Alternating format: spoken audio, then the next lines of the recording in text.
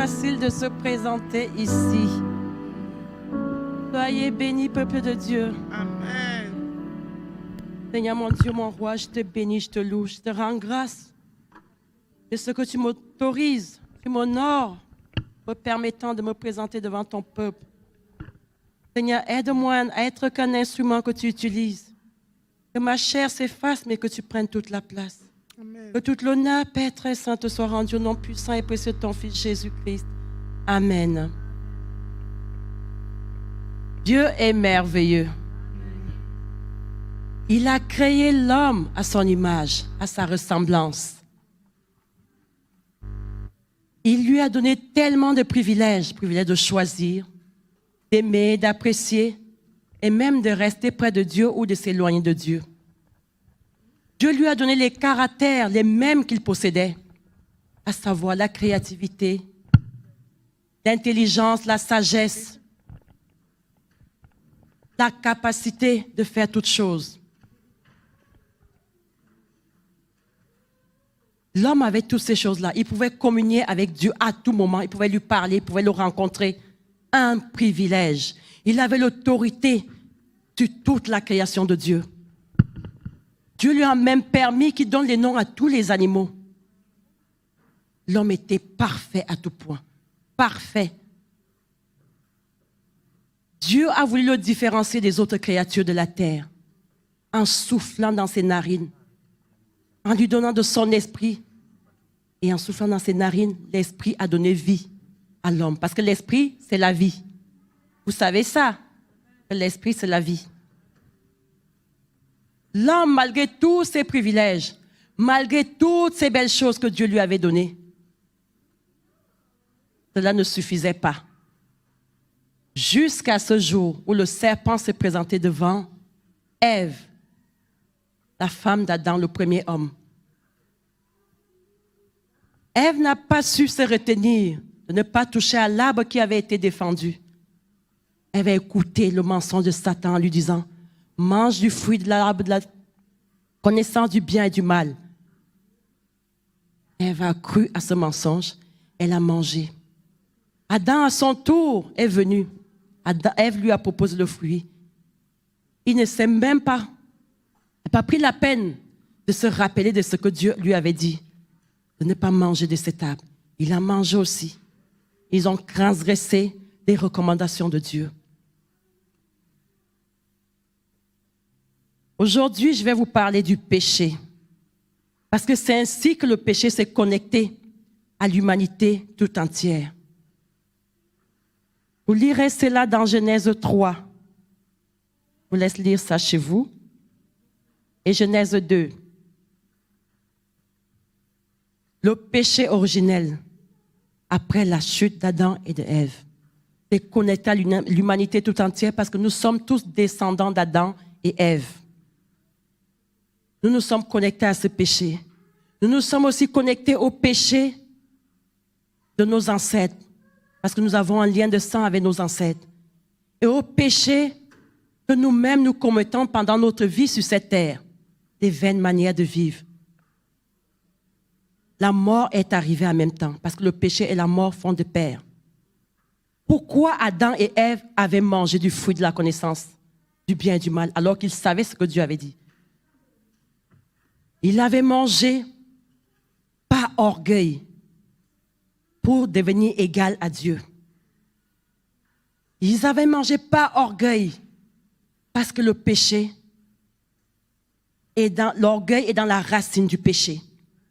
Et ce péché nous amène directement à la mort. La première mort était celle d'Abel. Nous allons lire cela dans Genèse 4, versets 1 à 8. Je prie mon frère Freedom, c'est possible de projeter.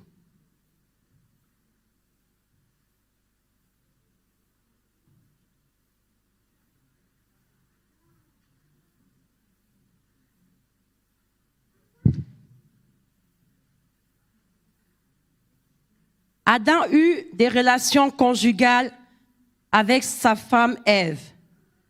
Elle tomba enceinte et mit au monde Caïn. Elle dit, elle dit, j'ai donné vie à un homme avec l'aide de l'Éternel. Elle mit encore au monde le frère de Caïn, Abel. Abel fut berger et Caïn fut cultivateur. Au bout de quelque temps, Caïn fit une offrande des produits de la terre à l'Éternel. De son côté, Abel fit une des premiers-nés de son troupeau. De la graisse, l'Éternel porta un regard favorable sur Abel et sur son offrande, mais pas sur Caïn. Mais pas sur Caïn. Caïn fut très irrité et il aborda un air sombre. L'Éternel dit à Caïn, « Pourquoi es-tu irrité et pourquoi abordes-tu un air sombre? Certainement, tu agis bien. Si tu agis bien, tu te relèveras.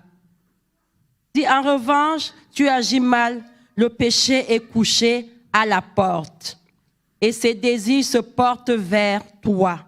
Mais c'est à toi de dominer sur lui. » Cependant, Caïn dit à son frère Abel, « Allons dans les champs. » Et alors qu'il était dans les champs, il se jeta sur lui et le tua.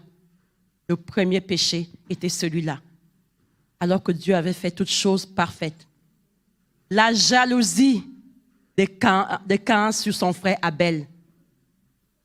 Pour vous dire quoi? Pour vous dire, quand le péché arrive, il ne vient jamais seul. Un péché ne vient jamais, jamais seul. La jalousie a rempli le cœur de Caïn. Caïn a eu l'idée de tuer son frère de sang. Et quand la jalousie s'est connectée à Caïn, l'orgueil était là, à la porte. La mort était toute prête à attendre. Et Caïn a accompli ces choses.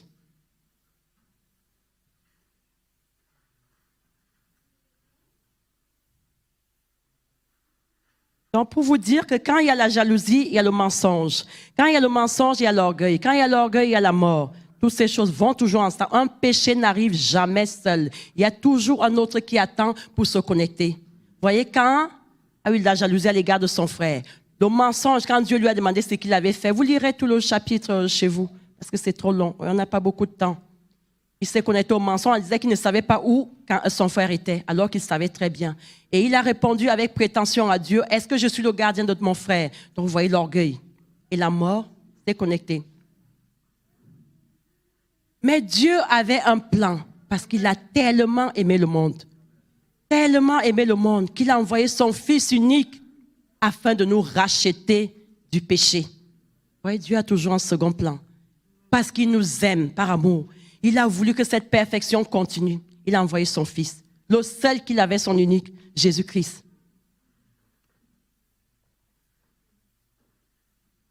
De nous racheter des péchés. Et que par le don du Saint-Esprit que nous avons reçu, en confessant la foi en Jésus-Christ, nous soyons affranchis de ce péché. Mais il ne suffit pas de confesser la foi. Il y a une étape à suivre. Il faut marcher dans cette foi-là. Il faut marcher dans la parole de Dieu. Il faut confesser la parole de Dieu. Il faut la mettre en pratique. Il faut lire la parole de Dieu, la méditer. Et quand même on arrive à pécher, qu'on soit en capacité de se repentir. En priant. Nous allons lire Galates 4, versets 1 à 2, qui nous dit, malgré qu'on ait reçu Christ, parce que ce n'est pas parce qu'on a reçu Christ qu'on se libère de toutes ces vaines manières. Vous savez, toute une vie. Je prends l'exemple. Quelqu'un qui a 40 ans, depuis 40 ans, il fait des choses qui ne sont pas forcément toujours bien. Donc, il a cet héritage-là. Non seulement l'héritage, ce qu'il a hérité d'Adam et Ève, ce qu'il a hérité de ses parents et sa vie sur cette terre jusqu'à ses 40 ans. S'il confesse Christ à 40 ans, il est enfant de Dieu. Mais ces vaines manières ne partent pas à la seconde. Elles restent. Elles restent pourquoi? Parce que le péché est dans la chair. Ce n'est maintenant qu'en marchant selon Christ qu'on arrive à se défaire. Parce que les liens restent. Mais nous avons la capacité, par l'Esprit de Dieu qui habite en nous, parce que nous sommes nés de nouveau, de nous en affranchir. Amen. de nous en affranchir. Donc, en tant qu'enfant de Dieu, je suis né de nouveau, mais les vaines manières sont encore là. Si j'avais l'habitude de mentir, le mensonge reste encore là. Mais maintenant, l'Esprit de Dieu qui est en moi me rappelle qui je suis quand je veux mentir. Et me dit, Hermine, tu n'es plus la même personne. Mais ce n'est pas seulement la foi, parce que l'Esprit ne nous force pas à faire les choses. Il nous convainc de péché, de justice, de jugement. Mais maintenant, en utilisant notre héritage qui est la parole de Dieu, on arrive vraiment, en déclarant la parole. Il ne suffit pas de la lire, il faut la déclarer. Il faut la méditer, il faut la mettre en pratique. La mettre en pratique comment? C'est l'Esprit qui nous aide à ce niveau-là. Parce que de nous-mêmes, on ne peut pas. Vous avez vu ce que la chair est? Elle a été détruite par le péché. Donc, elle n'a pas la capacité de se libérer elle-même. Mais l'Esprit de Dieu qui est en nous rappelle, nous aide à nous libérer. Et on s'affranchit jusqu'à devenir parfait comme Jésus est parfait. Donc, méditer la parole, prier, se repentir. Parce que l'Esprit va nous rappeler quand on commet un péché. Je vous assure qu'il rappelle. Il rappelle. Moi, je vous dis hier. Hier, j'avais répondu mal à mon mari. Il m'avait dit quelque chose. Il m'avait posé une question. J'étais tellement débordée. J'avais tellement de choses à faire. Et il m'a posé une question. J'ai répondu sèchement. Je n'ai pas pu avancer. Ah, qu'est-ce que tu viens de faire là? C'est pas moi. C'est pas ma chair qui a parlé. Mais c'est mon esprit qui m'a rappelé. Hermine, malgré que tu sois fatigué, malgré que tu aies des choses à faire, c'est ton mari. Et même si ça avait été ton enfant, tu peux mieux répondre. Et j'ai corrigé, j'ai demandé pardon de suite. Donc, vous voyez, l'Esprit te rappelle à la seconde. Et si on veut vraiment être affranchi, il faut écouter quand l'Esprit nous dit « Répands-toi, répandons-nous ». N'ayons pas honte. N'ayons pas honte. Il n'y a pas à avoir honte de ces choses-là. Parce que si on veut la vie. Mon frère, tu peux nous mettre le verset 4 Galates 4, versets 1 à 2.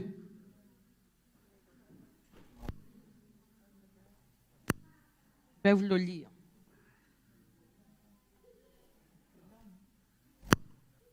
Et vous allez voir ce que la parole de Dieu dit. Ah.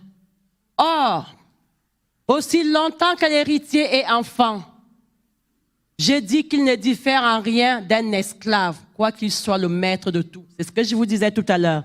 On a reçu Christ, on a confessé la foi, mais les vaines manières sont encore là parce qu'on avait reçu un gros lot avant. Ça ne part pas d'un coup. Le péché ne part pas dès qu'on arrive à Christ. Il est là, mais c'est en mettant en pratique tout ce que je vous ai dit auparavant qu'on arrive à s'affranchir petit à petit et qu'on se connecte à son héritage, l'héritage que Christ nous a donné, pour pouvoir jouir de cet héritage-là qu'il nous a donné. Alléluia.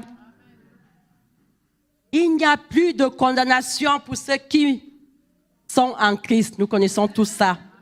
Mais, il y a un mais. Pas ceux qui marchent selon la chair, mais ceux qui marchent selon... Et pourquoi? Pourquoi? Parce que la loi de l'esprit de vie de Jésus nous a affranchis de la loi du péché et de la mort que nous avons portée depuis Adam et Ève. N'est-ce pas une bonne nouvelle? Amen. Malgré le péché d'Adam et Ève, Jésus est venu. On l'a confessé, on l'a reçu. Et maintenant, si on marche selon la parole de Dieu, l'esprit de vie de Jésus nous a franchis et nous permet de demeurer dans la vie de Christ. Nous ne devons plus affectionner le péché. Le péché n'a plus de pouvoir sur nous. Vous lirez cela dans 1 Corinthiens 15, verset 34. Nous devons affectionner l'Esprit de Dieu, qui est la vie et la paix. On est dans la paix quand on marche selon l'Esprit. On sent la paix. On dégage la paix. Je vous assure que c'est la meilleure vie.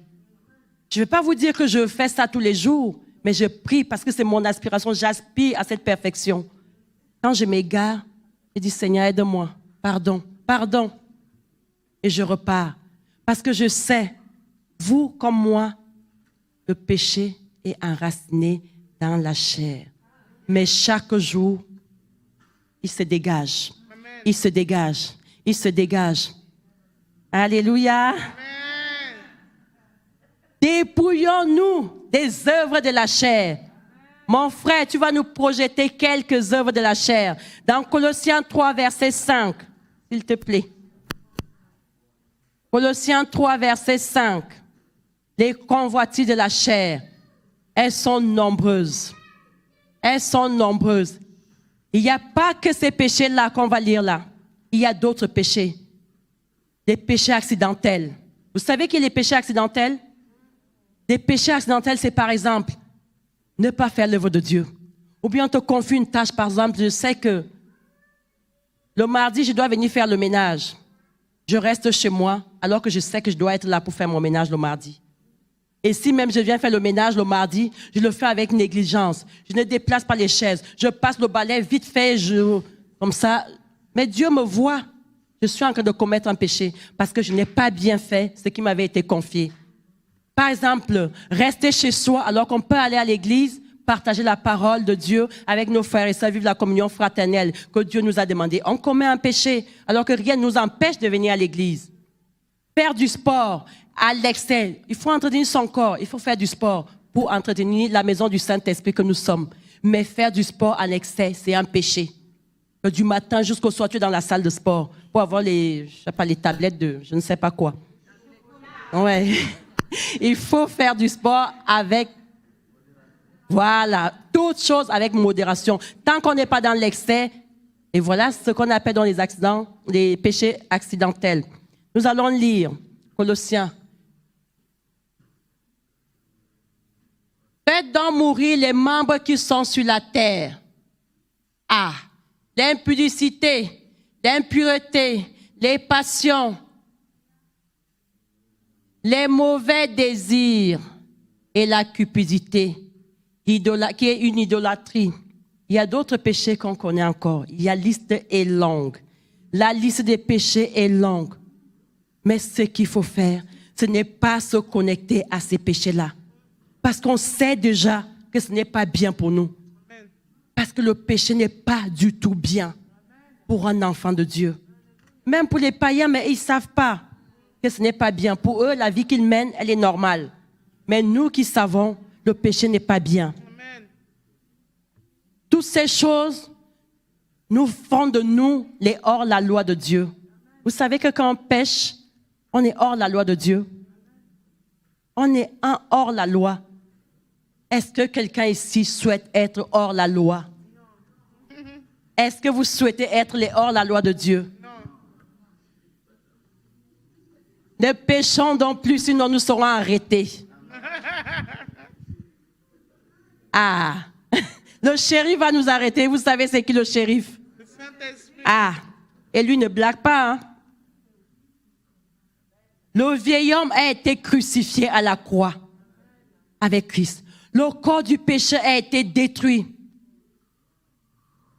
Nous ne sommes plus esclaves du péché. Il faut qu'on comprenne cela, que nous ne sommes plus esclaves du péché. Si nous continuons à vivre dans le péché, si nous continuons à vivre selon notre chair, nous allons mourir. Nous allons mourir. Ce n'est pas moi qui le dis. C'est le Dieu qui nous a aimés, qui nous a créés, qui nous a donné la vie que nous avons. Il dit que nous allons mourir. Le péché n'a plus de place dans nos vies, dans nos maisons, dans la vie d'un enfant de Dieu. On ne doit plus voir le péché. Nous devons être des témoignages partout où nous sommes. Nous devons être des témoignages, apporter un message. Parce que nous sommes là pour réconcilier Dieu avec sa création. Si nous-mêmes nous vivons dans le péché, je prends toujours exemple sur moi-même. Si moi-même, j'insulte mon mari tous les 4 matins, je l'engueule, vous croyez que les enfants que j'ai dans la maison, ils porteront quel exemple? Ils porteront le même exemple, ils vont reproduire la même chose en se disant, ben, notre mère faisait ça. Ils vont reproduire parce que c'est un modèle. Et quand on arrive auprès de nos collègues, on se met à les insulter pareil. Nos collègues vont dire, déjà ils vont se demander en quoi on est enfant de Dieu. En quoi on est enfant de Dieu. On ne peut pas parler de Dieu à ce collègue-là parce qu'on ne témoigne rien. On n'est pas différent de lui qui ne connaît pas Christ. Donc ça ne sert à rien de faire le blablabla bla, bla, bla, alors qu'on ne lui apporte rien. Enfant de Dieu, nous devons donner le témoignage. Afin que tous les hommes, parce que Dieu use de patience, oh, c'est écrit. Il use de patience. Pourquoi? Pour que toute sa création revienne à la maison. Amen. Que tous ceux qui sont encore là dehors, nos contemporains, pour qu'ils reviennent à la maison. Dieu les aime tout autant qu'il nous aime. Il ne nous aime pas plus que les païens. Dieu nous aime tout autant. Il désire qu'eux aussi se connectent. Et ce n'est que par nous qu'ils peuvent se connecter à Christ. Le péché. Vous lirez Romains 6, verset 14. Il dit, nous ne sommes plus sous la loi, mais sous la grâce. Donc ça veut dire que le péché n'a plus de pouvoir. Quand on a confessé Christ, le péché n'a plus aucun pouvoir. Et aucun péché n'est au-dessus d'un enfant de Dieu. Mon frère Freedom, en Corinthiens 10, verset 13, vous allez voir la preuve. Moi, je vous parle par les Écritures, parce que ce n'est pas moi qui dis. Aucun péché n'est au-dessus d'un enfant de Dieu. Aucun péché. En Corinthiens 10, verset 13.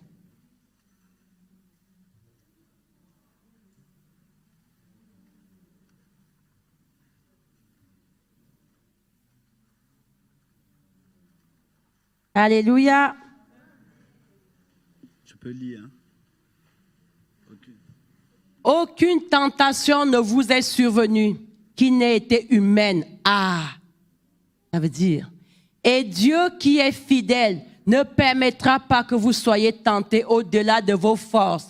Mais avec la tentation, il préparera aussi le moyen d'en sortir, afin que vous puissiez la supporter. Vous avez entendu?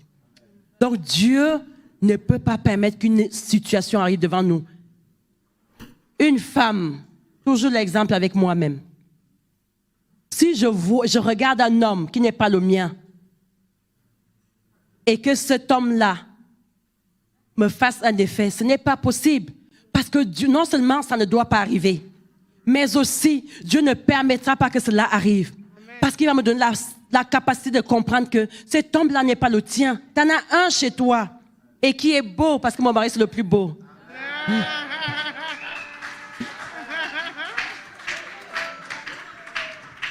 Tu en as un chez toi, tu as un mari qui t'aime et qui prend soin de toi. Pourquoi tu regardes? Pourquoi tu convoites celui-là qui ne va te créer que des problèmes? Il va te créer des problèmes. Parce que quand tu vas aller voir ce qui se passe dans les 4 murs avec cet homme-là, oh, je vous assure, tout son héritage d'Adam et Ève là-bas, tu récupères. Et tout ce que lui-même il a eu avant, tu récupères. Quand tu rentres chez toi, tu es content. Des 2 secondes de plaisir, mais tu es chargé d'une valise. Tu arrives chez toi, tu as grossi, tu es parti, tu étais taille 34, mais tu reviens, tu es taille 58. Ah oui, taille 58, mais pas taille 58 de chair ou du Saint-Esprit, de péché, des démons. Les déchets spirituels sont chargés, le ventre même, et toi-même tu rentres là, tu commences à sentir, même dès la seconde là, qu'il y a quelque chose qui... Je suis trop lourde. Tu es lourde comment? Tu faisais taille 34. Comment ça se fait que tu es comme ça, taille 58, sors d'où? Et tu rentres à la maison. Tu déposes aussi taille 58 à ton mari. À lui aussi prend sa part. Alors qu'il n'a rien demandé. Vous voyez, ce n'est pas bien le péché.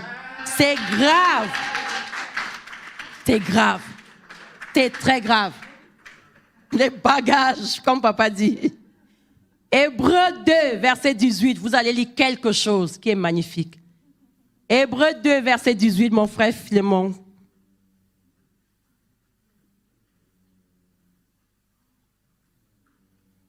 Alléluia. Hébreux 2, verset 18. Le Seigneur a été tenté. Aïe. Le Dieu de la perfection a été tenté. Vous voyez, il a été tenté comme nous. Les tentations qu'on vit, Jésus les a connues. Donc il peut mieux nous comprendre. Nous allons lire. Car, ayant été tenté lui-même dans ce qu'il a souffert, il peut secourir ceux qui sont tentés. Hey! C'est pas beau ça? Aïe! Ça veut dire que Hermine, quand tu es tenté, Jésus est là, par son esprit qui est en toi, pour t'aider à ne pas tomber dans cette tentation. Parce que l'esprit te rappelle que ce que tu veux faire là n'est pas bon. N'est pas bon. Ne fais pas ça, mon enfant. Tu as de la valeur à mes yeux. Tu as un grand prix. Ne fais pas ça. Ne suis pas ce que j'ai déjà fait. Ne suis pas le temple du Saint-Esprit. Non, mon enfant, ne fais pas ça. Et c'est comme ça, par Christ qui est en moi, en vous, que nous allons nous résister au péché. Le péché nous éloigne de Dieu à tous les niveaux. Je vous assure, à tous les niveaux. Nos prières deviennent inefficaces. Et en plus de cela, Dieu est le péché. Parce qu'il n'y a pas de péché en lui. Je vous ai dit au départ qu'il nous a fait à sa ressemblance, à son image. Est-ce qu'il y avait le péché en Dieu? Il nous a donné ses caractères. Il nous a donné tous les privilèges qu'il avait. Pourquoi on va aimer le péché alors que lui le est? Nous devons haïr le péché. Parce qu'il est mauvais. Le péché bloque nos vies. Il bloque nos vies. Je vous assure, la stagnation s'installe. Elle s'installe. Le péché attriste l'Esprit de Dieu qui est en nous. Et le péché nous connecte à la mort. Voyez toutes ces choses. Est-ce que c'est des belles choses? Éloignons-nous, je vous assure. Ne dites pas ce péché est petit. Il n'y a pas de petits péchés. Il n'y a pas de petits péchés. Critiquer ton frère, ta soeur, parler mal, aller rapporter quelque chose qui n'est pas vrai. C'est un péché. Ne dis pas que ça là c'est petit. J'ai juste dit qu'elle était un peu grosse. J'ai juste dit qu'elle n'est pas bien coiffée. J'ai juste dit qu'elle marche mal. Non, c'est un péché. C'est un péché. Tu as jugé ce que Dieu a créé. Qui es-tu pour dire qu'elle est moche? Tu peux créer quelqu'un? Non. Tu peux pas dire que l'autre est moche. Toi, tu es belle? Non. Tu l'as créé? Non. Tu peux créer quelqu'un? Non. Alors, tu ne peux pas dire ça. C'est un péché.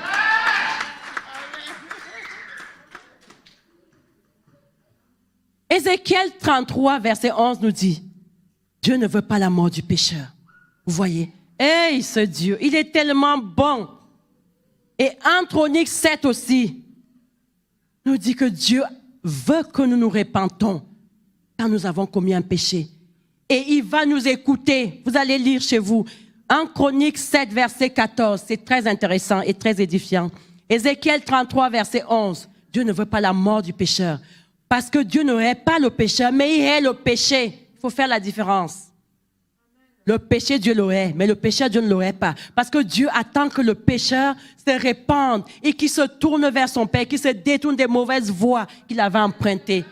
Donc Dieu veut la vie pour le pécheur, mais pas pour le péché. Pour ceux qui connaissent, pour ceux qui ne connaissent pas encore Christ, nos contemporains, ne les oublions pas. Ne les oublions pas, ils ont besoin de Dieu aussi comme nous. Nos frères qui sont là dehors. J'aime pas les appeler les païens, je préfère les appeler mes contemporains. Parce que je sais que... Je sais, papa, je sais que c'est des païens. Mais on les aime, parce que je sais que Dieu les aime. Donc, Dieu veut que nous fassions quelque chose pour eux, pour qu'ils sortent de l'ignorance. On leur prêche l'évangile. Chacun d'entre nous ici, on peut prêcher l'évangile. On sait prêcher l'évangile. Et nous, on a le devoir de prêcher l'évangile. Après avoir prêché l'évangile, il faut les enseigner. Parce qu'il ne suffit pas de lui prêcher l'évangile, mais il faut maintenant l'enseigner pour qu'il se connecte aussi à cet héritage. Comme je vous ai dit tout à l'heure, en lisant la parole, en mettant en pratique la parole, en marchant, en prenant les résolutions de vivre selon la parole de Dieu. Ce n'est que comme ça qu'on reste à Christ. Et donc le païen, quand on lui prêche la parole de Dieu, il faut l'enseigner pour que lui aussi prenne la résolution. Parce qu'il ne suffit pas de lui dire ce que Christ a fait pour lui et le laisser partir. Il va continuer à vivre sa vie puisqu'il n'a rien. Il n'a pas de base. Donc il faut l'instruire dans la parole de Dieu. Et c'est ainsi que lui aussi, il peut se connecter et demeurer dans l'héritage que Christ est venu nous donner. Dieu laisse l'homme libre de choisir, comme je vous ai dit au début. Mais même que nous soyons enfants de Dieu, Dieu nous laisse libres de choisir. De choisir Christ ou le péché qui nous connectera à la mort. Dieu nous laisse libres de choisir le bien ou le mal. Dieu nous laisse libres de choisir ce qui est mauvais ou ce qui est bien. Mais le péché est mauvais, mon frère, ma sœur. Et il est dangereux, pire encore. Il est dangereux. Si tu vas aller au ciel, il est dangereux. J'espère que vous voulez aller au ciel parce que moi, je vais aller là-bas. Je prends l'aller simple. Aller simple, pas de retour. La place que l'homme avait après la chute d'Adam, il peut la récupérer. Il y a une solution toute simple pour qu'il récupère sa place. C'est tout simple. Mais il faut seulement accepter les conditions qui vont avec cette chose toute simple. Il faut seulement accepter. Après la chute, il peut récupérer la place qu'il avait auprès de Dieu par l'œuvre parfaite que Christ a accomplie à la croix, en confessant Christ, en le recevant, en marchant selon les règles de Christ. On récupère ce qu'on avait perdu depuis Adam et Ève. Moi, j'aspire à cela. Alléluia. Christ a vaincu le péché et s'est assis auprès du Père. Et si toi aussi, tu veux t'asseoir auprès de Christ, il faut fuir et renoncer au péché. Alléluia. Alléluia. Est-ce que vous voulez vous asseoir auprès de Christ? C'est ma question. Et c'est là où je termine. Renonçons au péché et fuyons-le parce qu'il est dangereux. Et nous éloigne de l'héritage que nous avons eu depuis le jardin d'Éden. Il nous connecte à la mort. Il bloque nos vies. Il nous empêche d'être agréables à Dieu. Il coupe la communion entre Dieu et nous. Renonçons. Fuyons. Fuyons-le comme la peste. Tous les jours. Ne restons pas à côté de lui. Si ton frère, ta soeur viennent te titiller et que tu sais que tu n'as pas la capacité de résister sans répondre, fuis. Tu n'es pas peureux. Fuis. Je vous assure, c'est une recette qui marche. Moi, je l'applique. Dès que je vois que tu es... je pars, je vais faire un tour. Et je reviens plus tard. Parce que ça permet qu'il n'y ait pas affrontation. Et qu'on tombe dans le péché tous les deux. Ne nous couchons pas sur notre péché le soir. Ne nous couchons pas sur notre péché le soir. Alléluia. Soyez bénis.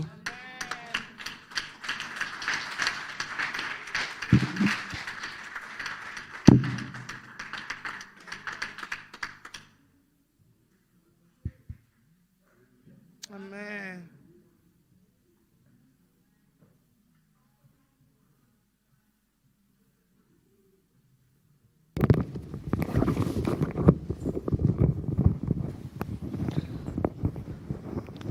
Alléluia. Bon, je ne veux pas commenter longtemps. C'est très bien. Le Saint-Esprit a bien fait les choses. Parce que c'est l'introduction à la prédication. Alléluia. Le Saint-Esprit est très fort. Amen. Il prépare bien les choses. Si tu as bien suivi ça, c'est que tu es déjà bien parti pour la prédication. Parce que la prédication va porter sur les niveaux de spiritualité. Or, c'est ça la base. Alléluia. Que le nom de l'Éternel soit glorifié. Et même là, on va être aussi basique que nous avons été basiques tout à l'heure. Parce que des choses comme ça, c'est tellement important qu'il ne faut pas laisser la possibilité à quelqu'un de deviner. Il faut dire les choses simples comme elles sont. Parce que la vie, c'est ça la vie. Alléluia. Acclamons encore Jésus.